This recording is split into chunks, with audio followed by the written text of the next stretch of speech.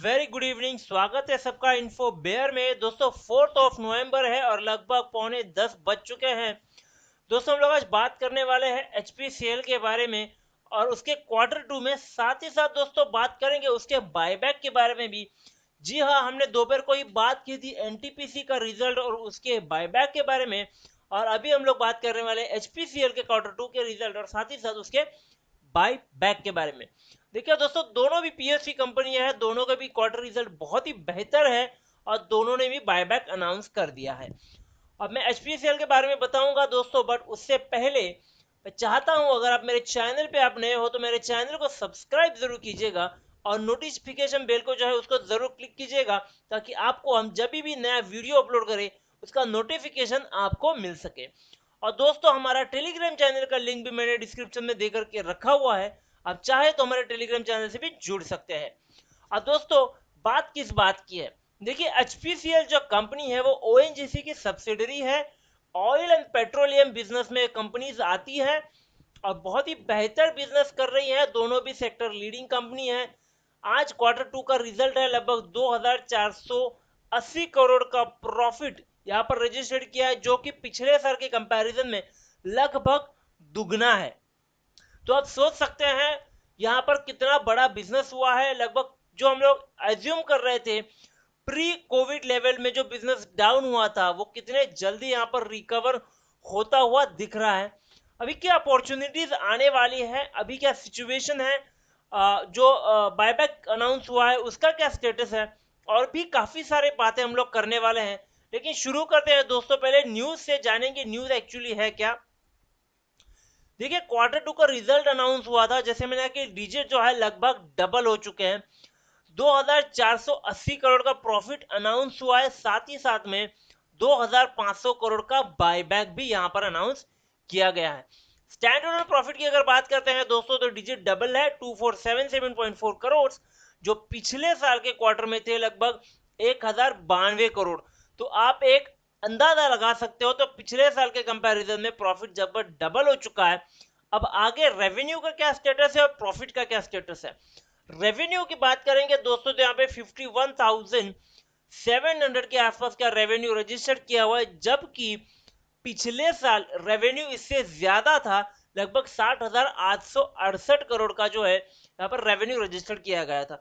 यानी रेवेन्यू इस साल कम है, फिर भी प्रॉफिट डबल है। तो यहाँ पे सोचने वाली बात बिल्कुल है दोस्तों।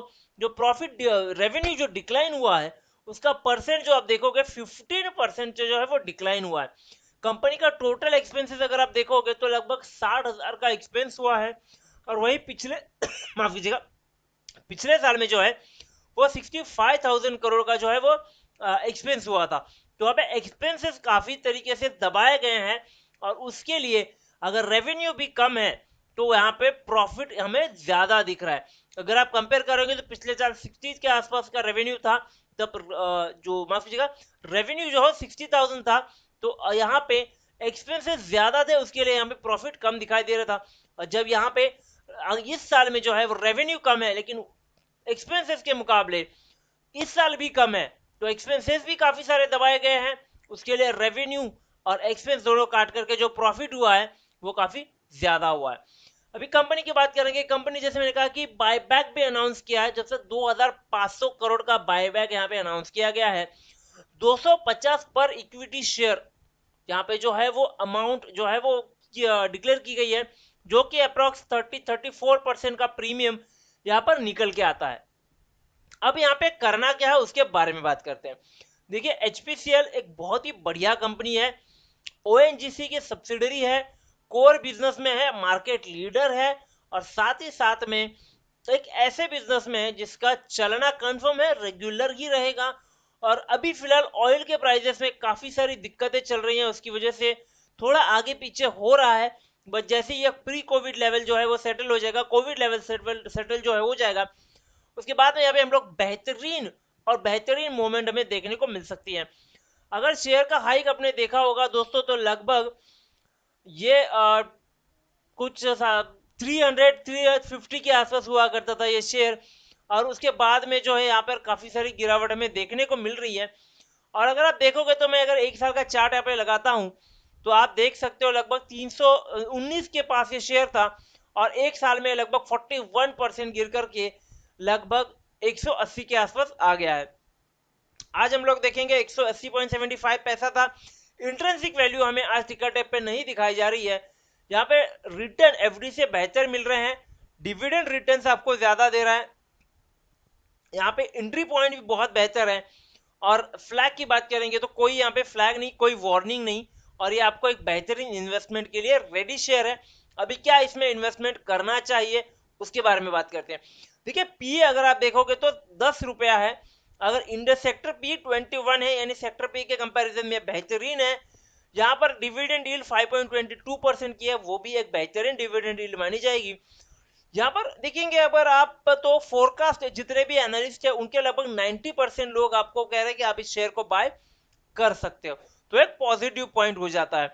अब मैं चाहता हूं न्यूज के बारे में आपको एक रफ आइडिया दे दूं। तो यहाँ पे देखिए यहाँ पर एक न्यूज है, यहाँ पे कहा जा रहा है कि एचपीसीएल जो है वो प्री कोविड लेवल पर जो बिजनेस हुआ करता था वहां तक लगभग आ चुका है। नेट प्रॉफिट डबल है, साथ ही साथ में यहाँ पर नेट प्रॉफिट के परसेंटेज की बात की जा रही है तो इनके हिसाब से जो Q2 है वो लगभग 135%, यानी लगभग डबल है। यहाँ पे बायबैक करेंगे 10 करोड़ शेयर्स 34% के प्रीमियम पे, तो ये भी एक बेहतरीन बात है और बोर्ड ने इसको ऑलरेडी अप्रूवल दे दिया है, तो यहाँ पे कोई प्रॉब्लम है नहीं। अब मैं चाहता हूँ कि फाइनेंशियल पे थोड़ी बात हो जाए दोस्तों। फाइनेंशियल पे अगर बात करेंगे तो स्टॉक का पी 5.67, ईपीएस जो सबसे इंपॉर्टेंट होता है वो है 26.3, आरओसी यानी रिटर्न ऑन कैपिटल एम्प्लॉयड जो है लगभग 5.23, आरओई है लगभग 11.1, रिटर्न ऑन इक्विटी कहते हैं इसे।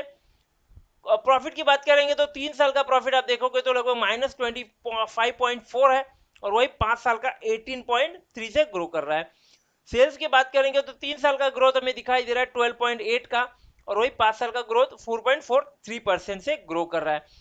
अब मैं चाहता हूँ दोस्तों यहाँ पे थोड़ा कैश फ्लो भी देखा जाए, क्योंकि मेरे ख्याल से कैश फ्लो ज्यादा इंपॉर्टेंट होता है। यहाँ पे कंपनी जो है थोड़ी कैश की किल्लत है, अगर देख रहे -247 पे है। कहा गया पैसा अगर उसकी बात करेंगे तो आप देख रहे हो इन्वेस्टमेंट में काफी ज्यादा कैश का दिक्कत है। यहाँ पे फिक्स्ड असेट परचेस की गई है, तो जहां पे अगर फिक्स असेट परचेस करी जा रही है और पैसा जा रहा है तो ये एक बुरी बात नहीं कही जाती है, क्योंकि आगे चल करके यही असेट्स बेच करके आप जो है वो पैसे कमा सकते हो, तो ये एक इन्वेस्टमेंट कही जाएगी, इसलिए ये इन्वेस्टमेंट एक्टिविटीज में दिखाई जाती है। फाइनेंस की बात करेंगे दोस्तों तो यहाँ पे एक अच्छी चीज आपको दिखाना चाहूंगा, जहां पर आप देखते हो रीपेमेंट ऑफ बोरोइंग और लगभग 2000 करोड़ की रीपेमेंट की गई है बोरोइंग की, जो सबसे बड़ी बात है। अब कंसर्न वाली बात अगर रहती है तो यहाँ पर रहेगा इंटरेस्ट पेड, जो लगभग 1200 करोड़ का इंटरेस्ट यहाँ पे पे किया जा रहा है, यानी कहीं ना कहीं डेट अभी भी कंपनी के ऊपर है। डिविडेंड पेमेंट अगर आप देखोगे तो लगभग 1700 करोड़ का डिविडेंड पे किया जा रहा है, यानी कंपनी अच्छा खासा डिविडेंड भी पे कर रही है।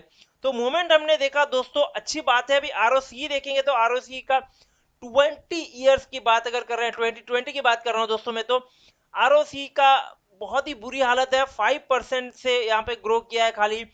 पिछले 3 साल अगर देखो तो 29, 24 और 20% आप दिखोगे, तो उसके बाद सीधा 5%, तो कोविड इफेक्ट यहाँ पे क्लियरली दिखाई दे रहा है। डेटा डेज की बात करेंगे तो यहाँ पर डेटा डेज कम हो रहा है, वो एक बढ़िया बात है ऐसे सिचुएशन में। और इन्वेंट्री टर्नओवर की बात करेंगे तो 12.46% दिखाई दे रही है। अब दोस्तों बात आती है क्या करें, क्या करें कि जब भी बात आती है दोस्तों तो एक बात हमेशा होती है, मार्केट की मूवमेंट को देखो। रिजल्ट आज सुबह आने वाला है, आया हुआ था, कल सुबह वापस से मार्केट जब ओपन होगा तो हमें यहाँ पे एक मार्केट का सेंटिमेंट दिखाई देगा। और मेरी अगर बात करोगे, मेरा ओपिनियन जानना चाहोगे तो दोस्तों देखिए यहाँ पे लॉन्ग टर्म के लिए इन्वेस्टमेंट का माहौल फिलहाल तो मुझे ठीक नहीं लग रहा है, लेकिन शॉर्ट टर्म के लिए आप बिल्कुल इस पे इन्वेस्ट कर सकते हो। साथ ही साथ बायबैक का अगर फायदा आप उठाना चाहते हो तो बिल्कुल आप उसका फायदा उठा सकते हो। रही लॉन्ग टर्म वालों की बात तो दोस्तों देखिए अभी क्या है ना, मुझे ऐसे लगता है कि जब तक पूरा कोविड इफेक्ट निकल नहीं जाता है और मार्केट सेटल नहीं होता है तो एचपीसीएल हो या ओएनजीसी हो, इसमें फिलहाल सेटल इन्वेस्टमेंट से आप दूर रहे, क्योंकि क्या कभी भी कुछ भी हो सकता है मार्केट में। तो दोस्तों ये था मेरा पॉइंट ऑफ व्यू एचपीसीएल के बारे में। अगर वीडियो अच्छा लगा है तो मेरे चैनल को सब्सक्राइब जरूर कीजिएगा, मेरे वीडियो को लाइक जरूर कीजिएगा और मेरे दोस्तों के साथ शेयर जरूर कीजिएगा दोस्तों इसे। और टेलीग्राम चैनल का लिंक डिस्क्रिप्शन में देकर के रखा हुआ है, आप बिल्कुल हमारे चैनल से जुड़ सकते हैं। तब तक के लिए थैंक यू वेरी मच।